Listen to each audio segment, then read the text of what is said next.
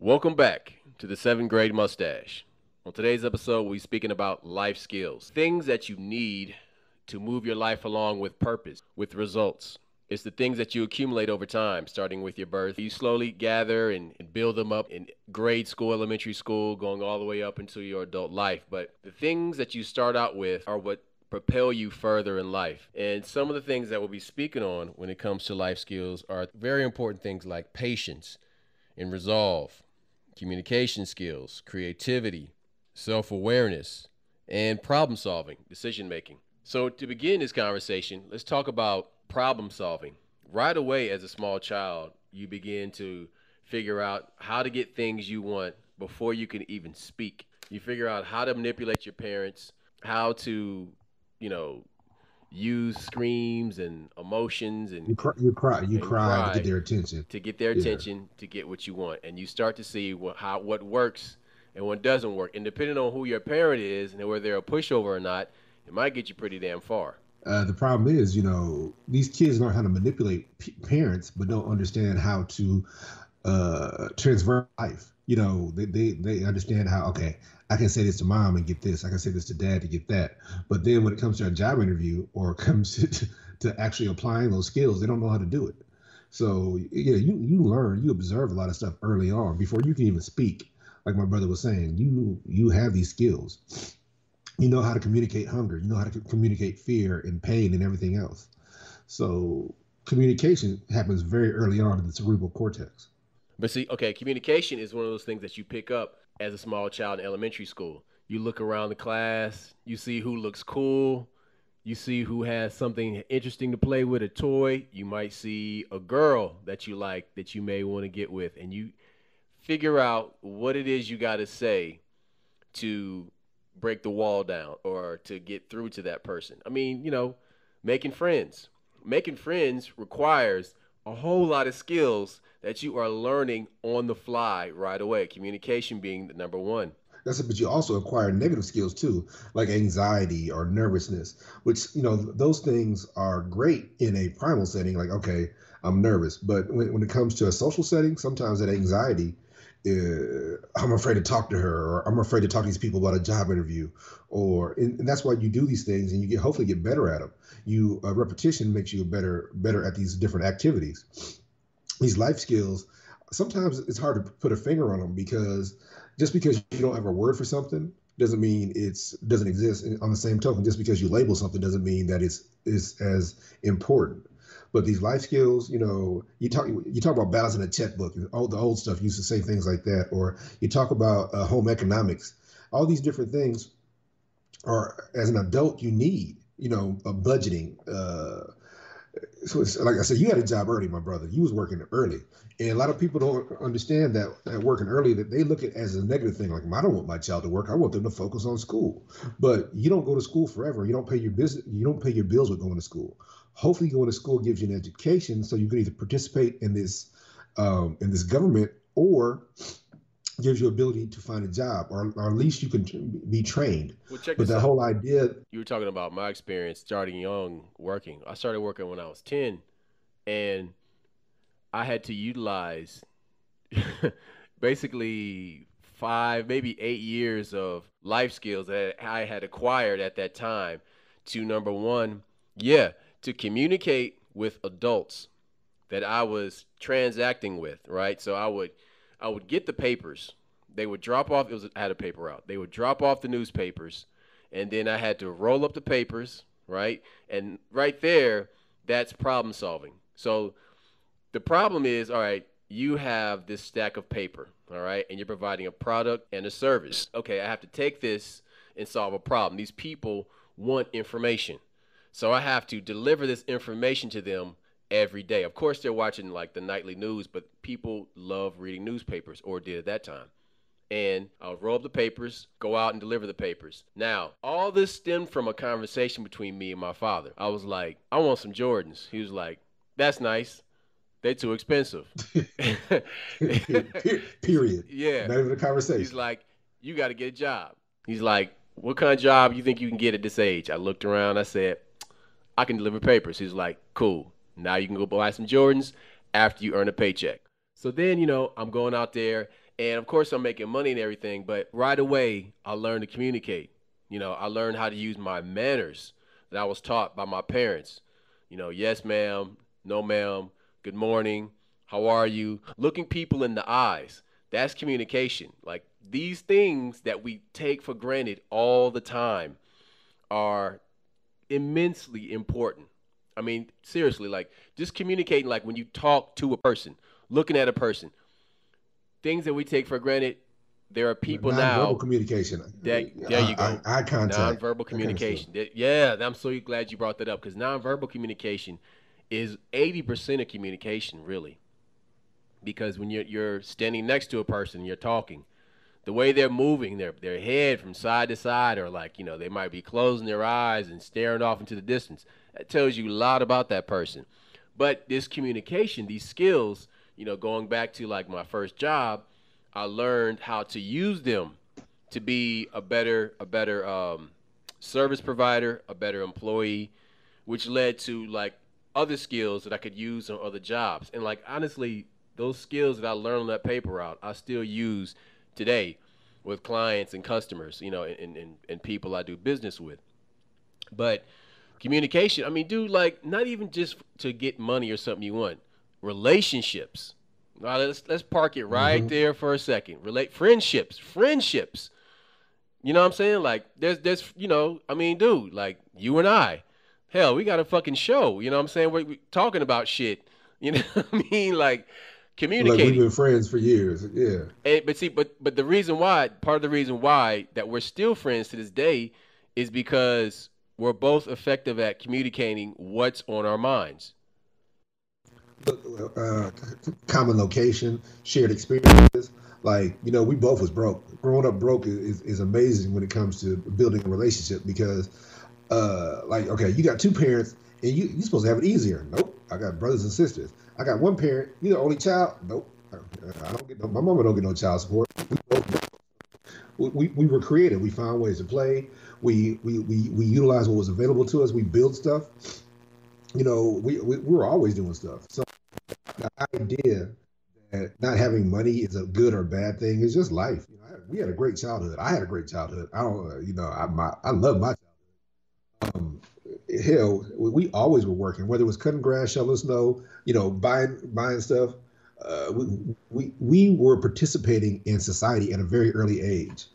And I think that's what's lost on people is that they take care of their kids, but they don't raise their kids.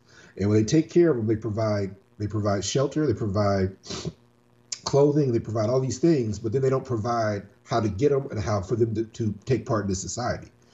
And by them doing that, I'm more worried about spoiling my kid to make myself feel better. That makes for a weak child.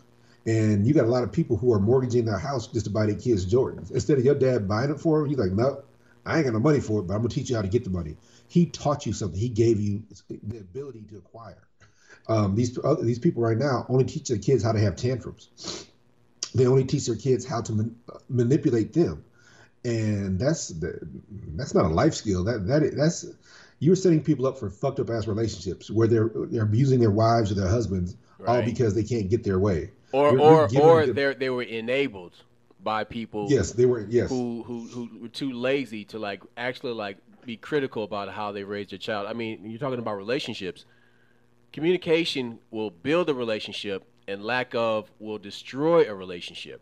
I mean, I can't I can't do relationships with women that can't communicate because like I'm a cerebral dude, all right? Like I have a lot of stuff going on in my head, and you know I'm multitasking all the time. I'm working on all four or the five time. projects. Yeah, I'm playing like 10th dimensional Star Trek chess, man. You know what I'm saying? Like on 5, 10, 8, 12 levels, dimensions. levels. Yes, and it's Yeah. like, hey, listen, like, can you not do that because this is why, like, if you keep, talking to like, one of my girlfriends is like, yo, if you keep doing that, this is going to cause this problem. Why are you saying that? You being a control freak? No, I'm not. Think about this for a second. A plus B equals C, okay? habit forming. This is going to cause a problem down the line. I need you to think about this for a second, all right? It's going to be a problem. But you know, How but about here, this? How about we don't cuss in front of the kids? Okay, there's your mouth right there. It's like, bruh, like, listen, my thing is like, when this is something that drives me crazy. Like, women that cuss in front of their kids, and I'm like, listen to me. Unless you are really angry, don't curse in front of your children. Oh, I do when I'm no. Stop. Because you are creating an environment. All right? Now listen, you want to whip the kids, fine. I have no problem whipping kids. But cursing does way more than whooping the kids. Now, those of you are a lot out of there, damage, a a lot of lot of damage. damage. But There's those a of you lot of out there damage. will probably understand, you know, that okay, fine.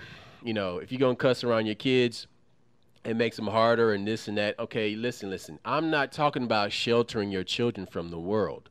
I'm teaching you, or excuse me, I'm telling you that by teaching your children to not curse, to reserve those words for select moments, you are making them a more effective communicator.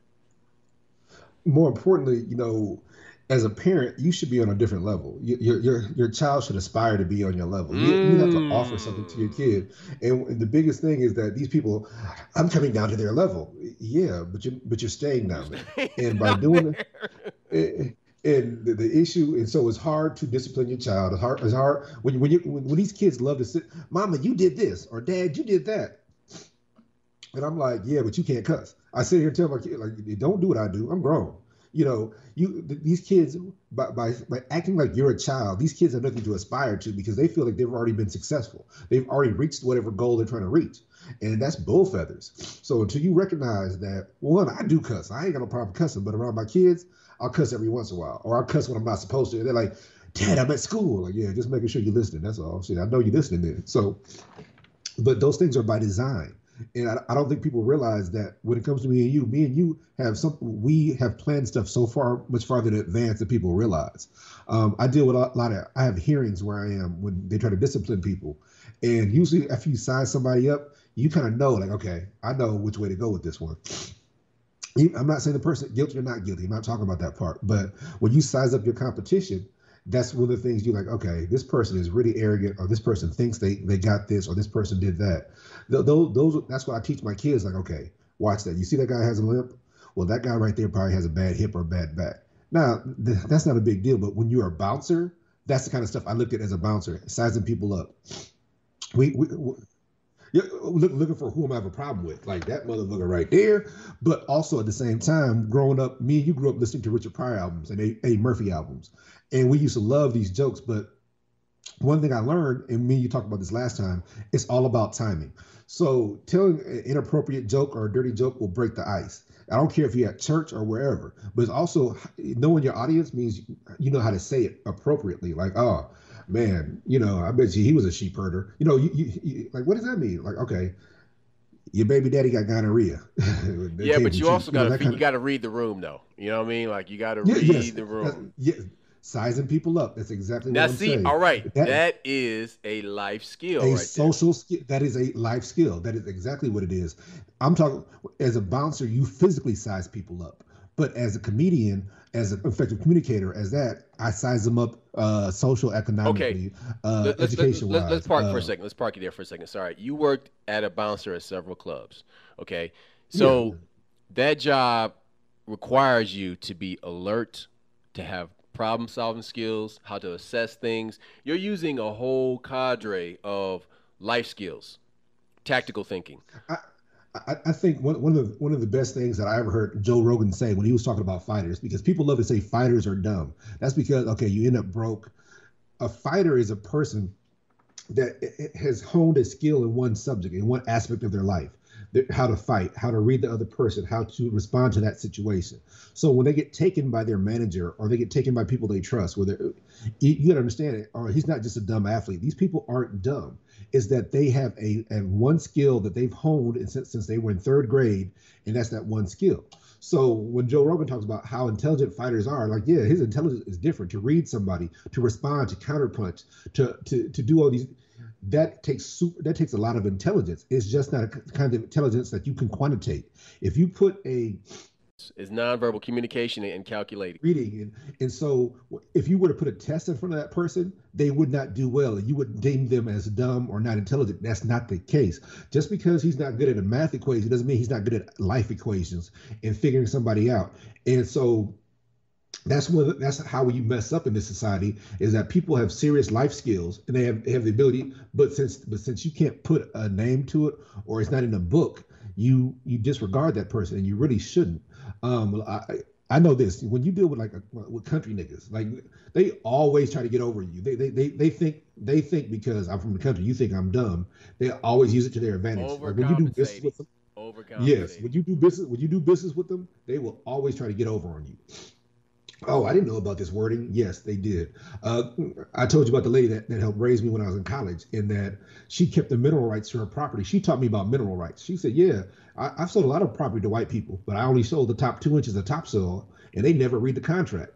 So these white people who know for cheating black people, people of color, all got cheated by this little old lady that went to high school, and she was a cook at the University of Langston. So here's what happened: when they got those land contracts, they never read them, and they had knew that she had oil on her land, so offered her a decent price, but they really were cheating her. So she's like, "That's fine, you can cheat me all you want, but you didn't read the contract. I only sold you the top 2 inches of topsoil. I own all the mineral rights to all my property." And so whenever they started pumping oil, she would give them a cease and desist letter, say, "You need to put that oil back because I still own the mineral rights." And Kerr McGee was paying her 10,000 a month not to pump oil. So, like I said, she had real life skills, and people thought because of who she was that she wasn't intelligent, or they thought they could take advantage of her, and they got taken advantage of. Like you said, these life skills, like Roscoe, what it is that everybody thinks they get it until they don't get it. Okay, Everybody thinks but the thing is, like, listen, you don't know what you don't know, and problem solving is a big part of your life skills tool set. You actually develop that one very early with mathematics, and some people are really good at math. Now, just because you are not good at math does not mean you're going to be you're shitty not good at at problem. problem solving. No, it doesn't mean that. Yes. Although it means that with mathematics, you actually might be better at abstract thinking and or thinking on a different level. Not a higher level, just a different level or a different tier. But problem solving also can actually like apply to many different situations, violent situations, marital situations, employment situations. These things are developed over time. It's not something that is like it's like a program that you download from the womb and then you just pop out with it. Now, you develop it over time because you start to see what works and what doesn't work. Okay, that worked in this situation, it doesn't work in that situation. And I mean, timing is actually something that comes into problem solving because you start to Yeah. develop Yes. another set or a total different part of these tool set, which is patience. Now, that one, that one takes a while. It did for me. Patience took a while for Well, me. because patience, you don't know when to apply it, when not to apply it. That's the hardest part about life, is knowing when to be patient and when to be aggressive. And that's the part that you don't learn right away. And you find out from, like, oh hell, I blew that one. I fucked that cake up. And so then you learn, like, okay, I can do like when it comes to baking, I can do everything right. I can Dude, follow the do recipe, you remember and it takes home ec class, seventh grade? I think it was seventh, eighth grade in junior high school. Home ec class. I didn't have it back then, but I do know, I remember the teacher. I Yeah, remember she him. had I the remember buck teeth. her. Yep. Okay. So that was the first time I had cooked something that wasn't like fried bologna, right? I'm 11 years old at that point in seventh grade. And up to that point, I had made cereal, I had made hot chocolate, I had made simple things, but I had Yeah. never cooked anything with ingredients. I would watch my mom cook stuff in the kitchen. I can fry bologna, I can make ramen noodles, but there was never like anything where I was like the situation where you would add this and then mix Yeah. this Yeah. and then you pour it into this and you put it in the oven and you cook it. The first thing I'd made in home ec class was banana bread, banana nut bread, right? Yo, Yeah. that shit was fire, son. I I mean, was when you put it with some butter, and that shit melts in your mouth. Yeah, bro. I already know what you're talking about. All right, and some hot chocolate. But check it out though, man. So I made it, and like I made it from scratch. See, I was on a trajectory of making things with my hands because the year before, in the sixth grade, we made rockets with Miss Schaefer. Yeah, I And know. I that remember. right Yep. there, that exploded my skull. That was the end of everything because we took a project from an idea, its inception, all the way to completion. We picked out the rockets that we wanted. We We ordered them, we ordered them. We painted designed them. them, painted them, Yep. put the decals on them, all that shit, man. And then we launched them fuckers. Bruh, that was probably one of the happiest days of my young life because I saw that like I could take a project from beginning to end. And she was teaching us something. She was teaching us about the execution of an idea into a project. And those I are think the one. life skills actually. She was teaching us life skills. Yeah, I think one of the deepest things about that whole rocket situation, because we talked through it a couple times on the show, was the fact that it was so masculine. Like so many things in school were like, oh no, let's cooperate, let's share. That was like super masculine. This is like some, yeah, man, we could do this is some army shit. This is some Yeah, like man space shit. shit. Yeah, Yes.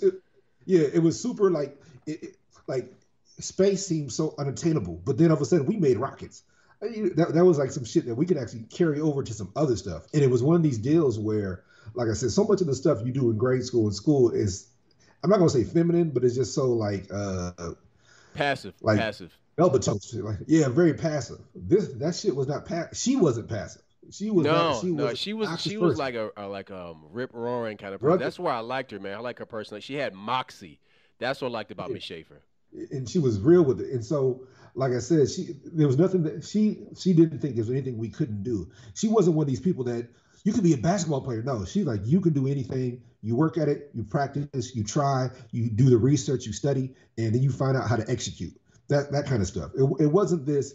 Oh, sure, you could be a basketball player, Timmy. Oh, sure, you could be a president one day. No, it wasn't that kind of shit. You know what I'm saying? She was teaching you how to acquire that.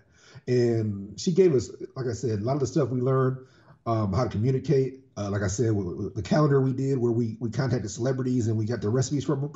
She, remember she would read Stephen King books to us. You know, literally Dude, the after Dragon's after lunch. Eye. The Dragon's The Eye Dragon's Eyes, was the name of and that the other one book. was Stand. She would read that shit to us, read a whole Stephen King book to us in that semester, and you like, man, that's some amazing. No pictures, you just sitting there, but in your mind, you made these pictures in your mind all based on her reading, and I'm like, man, she was gangster.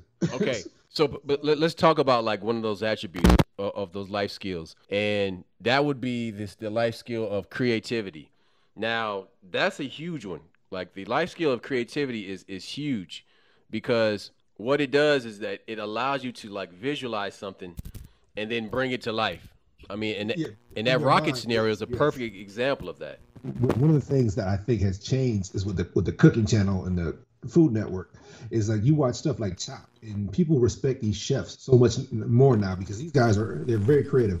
One of your nephews is a chef, and I'm like, that's super. That's art, but it's also practical because you actually eat. But the way the food looks and putting these flavors together and recognizing what plays together, what doesn't go together, or devising a recipe in your head before you like I'm creating something new.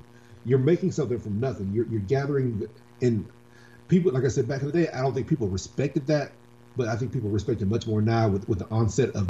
But yeah, that's creative. A mechanic, you know, people think mechanics. Oh, he's just he's a wrench head. No, is a lot of intelligence that is involved in those things, but because like I said, it's hard for you to put it in writing. It's hard for you to understand. That guy he listens to the engine. He's like, okay, hey, bro, man, one of your lifters ain't working. I'm like, how do you know this? What happens is that since you didn't learn that in school or since that we didn't see it on TV, we don't think these things matter or they're valuable. But now, like it's not just a job. That is a business. You can create a business from doing that. You're There it is. being a business person.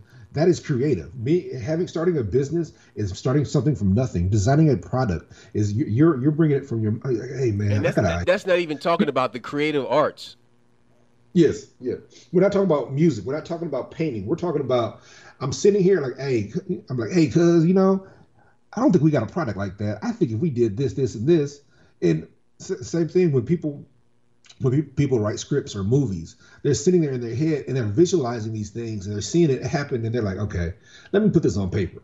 when you write a song or you hip hop is writing, but also that freestyle when somebody just comes off the dome and I'm like, wow, where did you pulled that from the ether?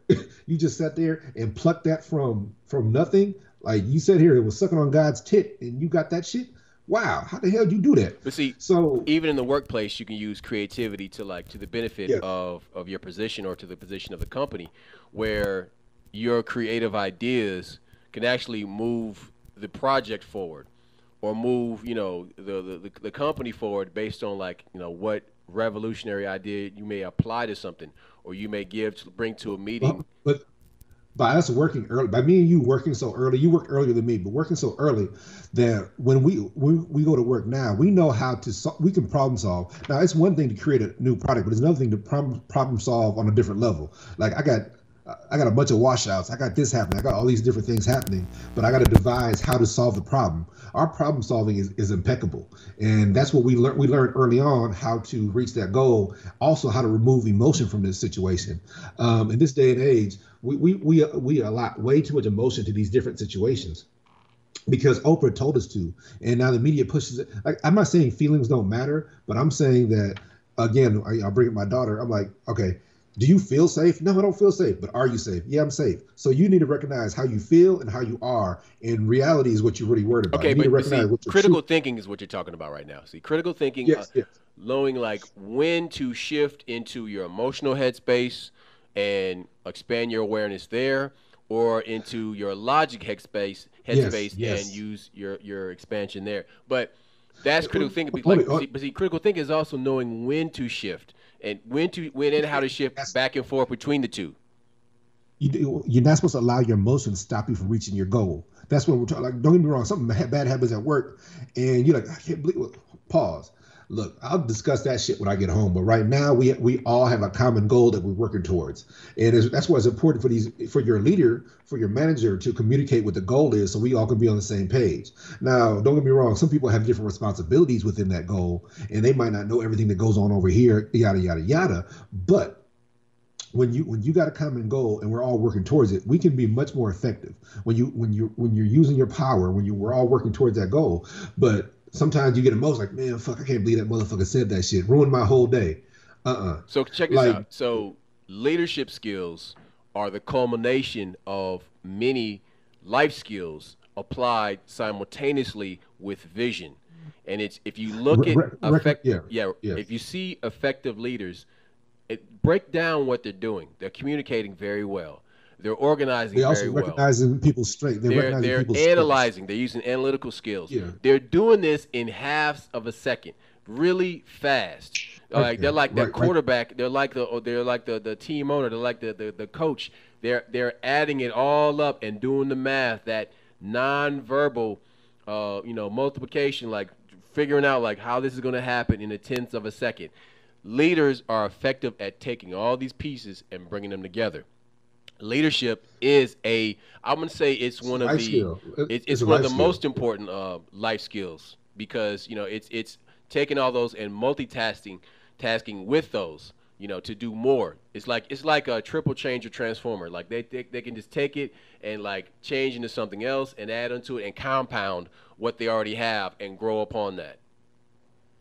Well, I think, like I said, what the biggest issue is that when people nowadays, when somebody's not financially successful, we discount that person and we worship wealth way too much.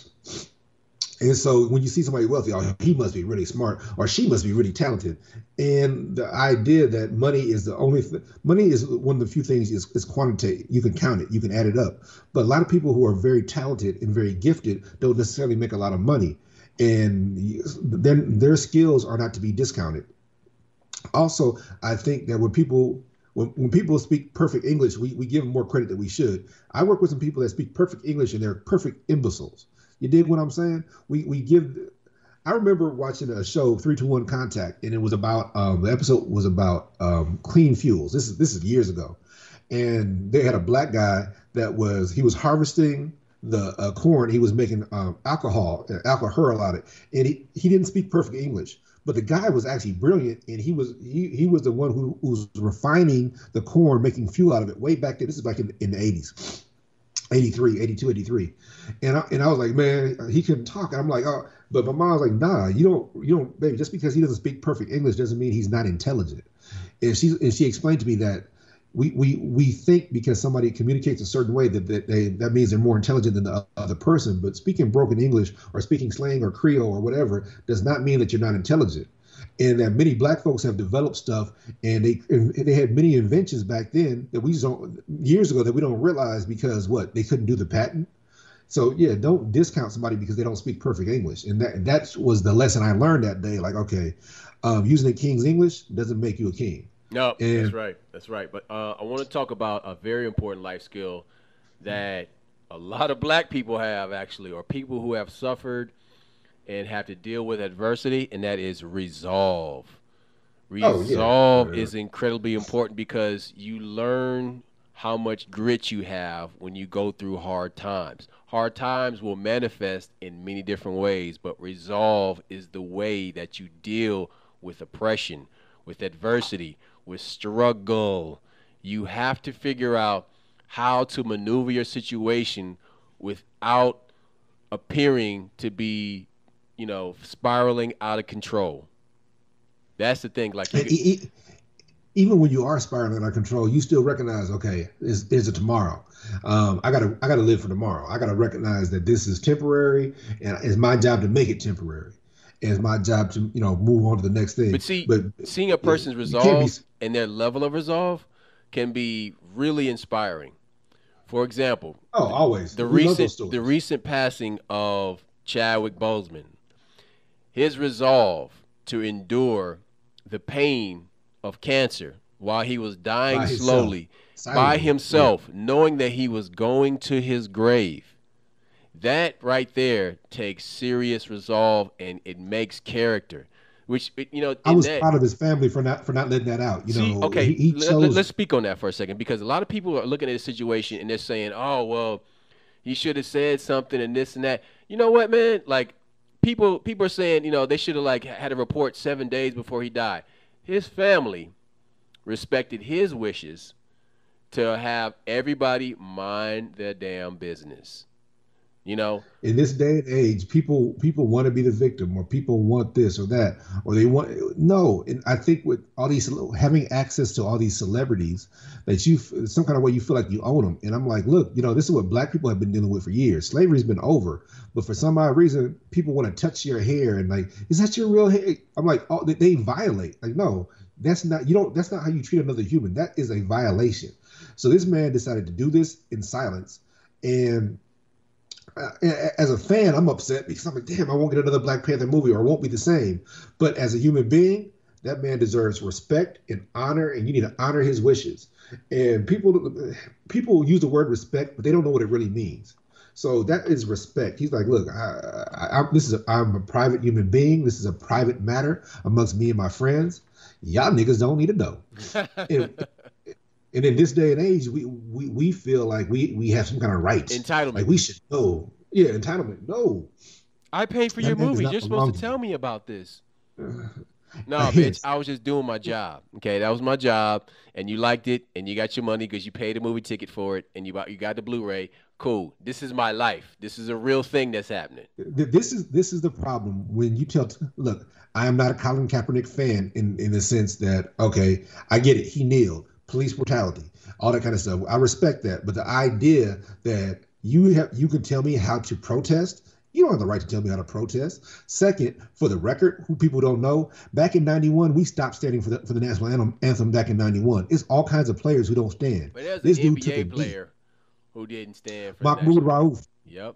Mahmoud Rauf, he played for the Denver Nuggets back in 92, 90, What 91, was his name? 92. What was his name before that though? I, you know, he had a regular I name can't before he took remember. a Muslim name. Yeah, I don't remember. Forgive me. But Mahmoud Rauf was sitting way back then, and then when they started complaining about him not standing, he started praying. He would pray during the national anthem. He would put his head down, put his hands up, and pray. So here's the irony. Here's the point I'm trying to make. You feel like you owe me so much where you want to tell me how I can protest? Look, when white folks protest, y'all don't say nothing. White folks burn crosses in people's yards. Y'all don't complain. So how is it not okay for me to say I'm not going to stand for the national anthem? This is the whole point we're trying to make. That's a life skill. This is life skill. I can protest how I want, but the fact that like we go back to Chadwick Boseman, he sat there and kept it secret. That was his coping mechanism. Coping mechanisms. That's a big You know part of what that life was? too. But That's you know what else? Yeah, resolve. But that's also yes, discretion, right? yes. Discernment. These All things, these the different discretion things. is, go ahead. People don't speak English no more. They speak in half-ass text English, and so they're dumb and they use words out of context, not realizing that this is a beautiful language and there's so many words for so many different more. There's so many more emotions than just happy and sad. And I'm depressed because I saw a commercial, and these words. That's what these words give you the power to express yourself, and expression is a huge thing. Expression is a life skill because if you don't, if your brain gets constipated and you got all these emotions and you can't let them out or communicate them properly, you'll fuck around and explode. You'll shit yourself. And so you got to recognize that, like, okay, how do I communicate? And some people communicate physically, as in they create and make stuff. Other people communicate verbally by using beautiful words or creating. But that being creative is a form of expression that gets a lot of these emotions out. Our podcast, this is our therapy. Like, look, man, these motherfuckers at work. So we jump on here and like, hey, motherfucker, motherfucker, motherfucker, and we get the shit out. But we also try to enlighten people at the same time and show them that what I'm going through, you might be going through, or that frustration. But people don't, like I said, this life skill thing doesn't get enough credit. It's because that since you can't have a class for this, or since they don't like they got classes for life skills, but Yeah, it be but I shit. Like, mean, it's nothing like being out in the rough and like working it out, figuring it out. That's the thing. Like for example, negotiation. Negotiation is another life skill. huge, That one, huge. oh my God. Okay, let's talk about jobs for a second. You go into a job interview, and they're going to ask you at some point, how much would you like to be paid for this job? Now, you know how much you're worth. Now, do you ask too much? You damn sure ain't gonna ask too little if you respect yourself. So you have to find this sweet spot where you can negotiate first with yourself in your head what you're gonna say, Yep. what you're cool with. What are you cool with? Because you got to find that I'm cool with number in your head, and then you spit that out to the person. And I mean, because it's a test. That shit's a test. They want to know, like, all right, uh, Yeah. Are you scared? Or are you can we scared? manipulate? Right. Look, Like how first things how how first. brazen is this motherfucker? Yeah, first things first. Once you figure out what that number is, you better add $5 to it. You know what I'm saying? If you say $15 an hour, you better ask for 20. You know what I'm saying? That because that's how it is. Because if you don't ask for more than what you want, that's how negotiations work. They usually okay. I ask exactly for what I want. They're gonna knock it down some. So whenever you do that, You when you're gotta selling a leave some car, wiggle when room. you're You gotta leave wiggle room. you ask for more than what you want. But it takes you a while to get the courage to do that, though. Because when you're younger, you ain't got the courage. You just want the job, and so you're scared. And you got to recognize that I am that person's equal. I remember recently, about 2 years ago, I had to go to some special training, and it had to do with the union. And they were like, and the president of the union just sits down and tells me, he looks like, look, you are fighting with a company with 53,000 people, and but you're saving a job, or you're doing this. You're way more noble. You are that man. I don't care if that guy's a CEO, vice president, or what he is. You're his equal. You're her equal. If you're not better, and you need to recognize that. And so you got to recognize it. Damn, just because they got a bigger title than me, don't mean they got bigger responsibility. Just because they got a bigger title than me, don't mean that they're a better person or a stronger person. And so you got to recognize that. And that's what. Hey, he's the foreman of the job. That's cool, Right. but I'm the But one here but doing the see, job, so and I can that walk off this allows you to motherfucker. negotiate better. So not even like, Yes, and properly. we'll take it out of the work arena for a second, and we'll say we'll take it to the dope game. All right, we'll go Yes. straight street with it's like, listen, I know how much this pound of weed goes for. All right, so I ain't gonna sell it for this much. All right, and then you got a person who comes to you is like, man, listen, I understand this is the top shelf best stuff, ain't been handled by a bunch of people. It's some boutique ganja and all this stuff, but listen, man, this is all I got. And then you have this negotiation process going on. Well, let me get 3 for 5, and let me get this. Well, At but at car dealerships where you walk in there and it's like, listen, I got this suitcase and it has $185,000. I want a Lamborghini Aventador. They will not let your ass walk out of the dealership with with that cash. 185 You grand. They're going to we're make not an we're not Aventador happen for you. for you or something close to it. But check this out. When you talk negotiations, look, not everybody sold drugs, but that's just one of these easiest things. People don't understand that is the same business skills that it takes to run a regular business. So a legal business and regular business are both business. I remember back in college, we used to buy weed for like $45 an ounce. Dudes come from LA, they bring us weed, you buy 3 or 4 ounces. So I remember there was a song where Scarface was rapping in the song. He said, "Nigga, I had $100 sack." So I'm sitting here with this weed, and this motherfucker walk in. "Hey, Ren, I want $100 sack." I'm like, "You want a what?" They don't make a. I'm like, "Okay." So I gave him a third of an ounce, which I paid $45 for, and I don't pay for all my weed just in that 1 second. All because this dumbass heard a lyric in a song and wants to buy $100 sack. I'm like, $100 sack. You want three? Okay. What Hold you on. Wait, wait, what wait, you wait, wait. Well, hold on. I can tell you, I have sold weed also. I'm perfectly fine telling people that shit. The thing yeah. is that you're gonna put yourself in a sticky situation there because there you could face blowback when this dumbass comes back around, be like, man, you sold me a $45 sack for $100 when this motherfucker figure this shit out eventually. So there's you gotta That's his navigate. problem. Yeah, I hear you, but you gotta navigate those waters carefully because it depends on the set and the setting and who you're dealing with, and Yeah. if that person Uh, has carries a firearm all the time. So that brings me to Let my me explain next something. life skill. He Hold he was up. a poor negotiator. Okay, there you go. He did not possess strength in that life skill vector. Here's another important life skill: combat, armed and Oh, unarmed. Now, these life skills, ladies, if you're listening, can protect you and save your life from predators. Men, it will protect you from other men or just allow you to go put the beat down on a motherfucker that need a beat down. But but it's not just combat, protection, but it hold gives on, you brother. confidence. Combat, we're just talking about unarmed. Unarmed combat goes a long way because number one, what the martial arts will give you is confidence. It's not going to Yes. make you a dickhead. That's your ego. Martial arts will give you confidence.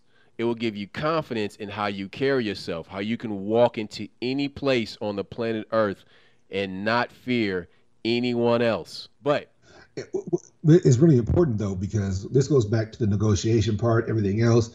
What every martial arts also teaches you respect. So what happens is you realize that there's nobody on earth that's better than you. We're all which is equals, another and good life skill. yes, and so you can't be screwed over. You walk in like, okay, I'm not afraid of losing a fight either. I'm not afraid of getting beat up. So that if what my mom said, if they can't whoop your ass, it don't matter what they think. And so that's how I learned to walk in these business situations. Early on in your corporate career, you get like, oh, scared, you're nervous. Then all of a sudden, my mama said, look, I taught you in third grade that if a motherfucker can't whoop you, it don't matter. I'm like, well, damn, ain't no threat of physical violence. Well, I ain't worried no more. Okay, It's but here's the thing though. In a corporate environment, that is the church of capitalism. yes, yes, Therefore, a boardroom is the pulpit. All right, that is the pulpit of capitalism. Is a boardroom. So you have to go in there and throw down a Holy Ghost sermon every time you walk in that motherfucker. What am I saying? You have to exude confidence. You have to exude mastery of your being and your intellect and your prowess. You have to project this every time before you go before these people because you're dealing with a handful of different personalities in that room.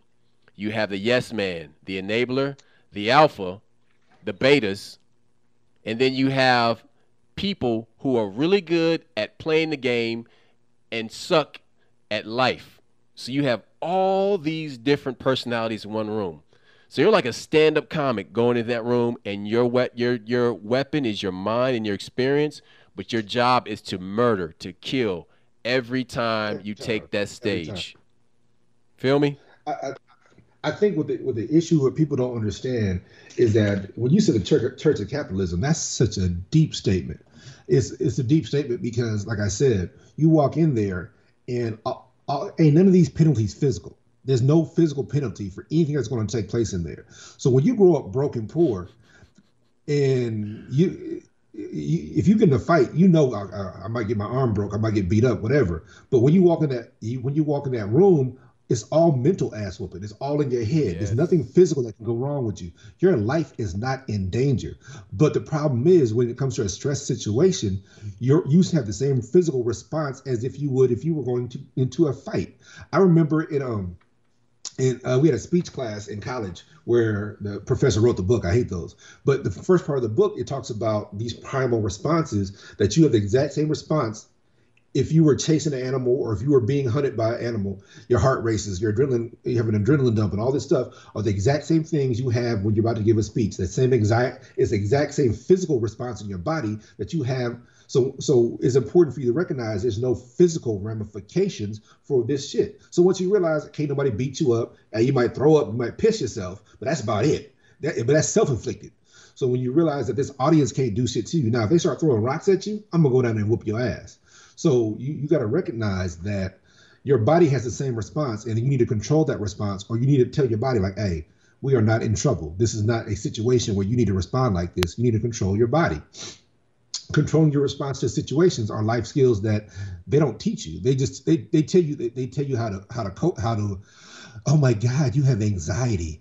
Oh, that's too bad. Nah, fucking anxiety. You better learn how to deal with that But shit. see here, That's what you. these are all things that relate to combat also, which is my original point, Yeah, as combat yeah, yeah. being No, an I had it. essential skill. But let's talk about armed combat with weapons. Now, see, when you have a weapon, it is an extension of yourself.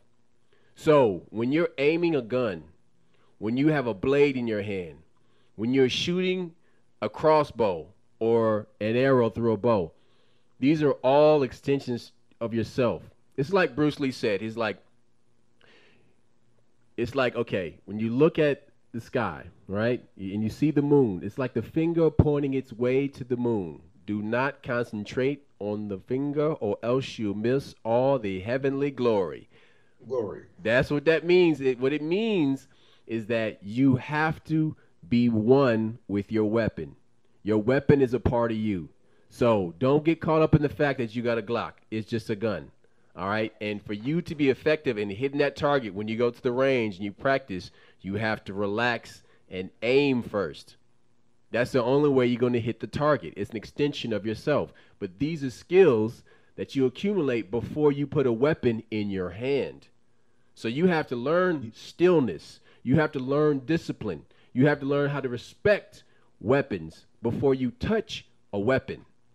But once you do become skilled in using a weapon, aha, now that is a skill that will take you so many places. But it will save your I, life, it'll save your family's life. It might get you a job in law enforcement, it can get you a look, job in security. Go I ahead. think one of the biggest problems we got when it comes to these weapons is that because people watch television, they think they have an understanding they don't possess. And TV is an educator, but it's also a miseducator. And people watch this shit and run with the dumbest things as gospel. And so they haven't physically got out there and okay, I need to practice, or I need to learn about a weapon, I need to clean a weapon, I need to know how they work. And that's what this television has done. Is it's a drug, and it's dumbed down people. It's like anesthesia. It's like, okay, I'm numb. I think I can do anything. Like, nah, that's temporary. But that weapon, people have to practice. You have to go to the range. You have to learn how to clean. You can dry fire your gun just to practice your grip and stuff like that before you even load the thing with real bullets. And that's what people don't understand is that all this practice is for when something really goes down. The same thing I remember being a kid and my mom made me do stuff in church, and she's like, "You got to understand that what you do in church is practice for other things in life." So when you got your first job interview, you've already had a couple different interviews in church. You've already done public speaking, so there are places and arenas in your life where you learn these skills. Hopefully, it's school. Hopefully, it's church. Hopefully, it's these family functions. But a lot of times, we discount these things, not realizing that they're making us better at being ourselves or better at being an adult because we dismiss it. You got to be careful about being dismissive because those experiences matter and they make you a stronger person or a smarter person or a better person or able to negotiate things and recognize things much earlier. So, like I said, I think the biggest problem we got is that people don't raise their kids anymore. Their kids raise them. And when that shit happens, It's a fucked up dynamic. So, The reason like you talk, but check it out. So there's skills that you can pass along to your children. An important life it's skill, supposed to, it's a, supposed to pass a along to your children. primal life skill that we haven't talked about yet, and that's hunting and gathering. Now, the reason why I bring this up is because we're in a time where society can temporarily collapse and people are fucked up. So it's good to know how to feed yourself and your family. And fishing is probably like one of the most passive ways of hunting that you can, execute and feed yourself. Learn how to fish. If you're looking for a way to like feed yourself and your family, and then like a time where money or food might be scarce, take your ass to a lake or a pond and figure out how to fish. Or if you're already a fisherman, get better at doing it and learn how to. Here's another thing. I'm gonna give you this life hack when it comes to hunting and fishing. Learn to look up the tide pools, all right, and learn how to look up when animals are in their mating season, and learn like when like fish feed, because then you'll be more successful at catching those animals to to cook and eat with. So figure out the animals' Season. habits, Yep. not just the season, but like when they eat, so that when you can Yeah, catch yeah. them, you know what I mean? Because there's a certain time of day that fish won't bite, and there's a certain time of day that you're more susceptible to catch fish. So figure out when that is, and then you will eat some fish a lot more, or you might catch some elk or deer or whatever. But this is a Look, but this is a primal skill that people need to acquaint themselves with, because we've gotten too comfortable eating processed food. We've gotten too comfortable relying on a society that's starting to collapse, and we need to get ready to protect ourselves from when shit does collapse temporarily. We'll be okay. look, I think the deepest thing you just talked about was teaching your kid how to do stuff. Again, this goes back to the situation where, like I said, just because somebody doesn't speak perfect English, I had a couple of uncles that like they spoke nothing but slang. My uncle Bussy, he's like, is he a nigga? Is he a peckerwood? Is he? He spoke in a language. I remember in Gran Turismo when everybody got mad at Clint Eastwood, but that's how people used to speak. They used the slang that no longer we use now, but that doesn't mean he wasn't intelligent. So my uncle, like I remember, like at the end of movies, he knew how to do Roman numerals, the numbers. Like, yeah, that was made in 1947. He could just glance at it in 2 seconds. So I learned just because, like I said, because he didn't speak perfect English doesn't mean he wasn't intelligent. But he was in the army. He worked on trucks. He worked on semis. Worked on buses. He knew what, just like I said. So that's the thing that he handed down to me was how to work on cars. He would like, hey, Ren, this is you need this kind of wrench. You need to do this. And so that's when you realize, like, okay, just because somebody doesn't talk right doesn't mean they're not intelligent. As a parent, sometimes we get embarrassed and we think, okay, I can't afford this product or I can't do this. I ain't got nothing to offer my kid. No, you always have something to offer your child, especially if you have a proper dynamic where you're giving your child something. You're giving them intelligence. You're giving them a bit like, hey, watch this. You see that person over there? They're gonna do this. And when my mom told me that, and I saw how that person reacted, I'm like, oh shit, she was right. So that's what and learn more. And so you have to teach your children shit. And the problem is, my brother said, don't cuss around your kids. Sure, check this out. You are always teaching your kids shit. So if you teach them how to cuss and be ignorant and break shit and have emotional instability, they'll learn that lesson too. If you're sitting there going from job to job because you don't know how to get along with others, you act a fool, and you don't teach your kids nothing, they will learn that shit from you too. They are always observing you. So if you're fighting with your mate all the time is in an unhealthy relationship, they're going to learn that too. So trust me, your kids are learning from you whether you're teaching them on purpose or not. So it's better for you to teach them on purpose.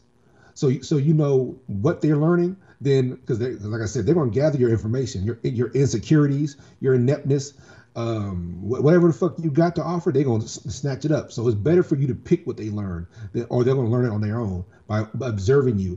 Oh, you drink on Thursday night? I get drunk and fucked up. Fuck a job, nigga. You are always teaching your children whether you're aware of it or not. So it's better for you to teach them something they can actually use. All right, so check And this out. fishing is one of them. So check this out. So let's talk about ways to improve your situation and to acquire new skills.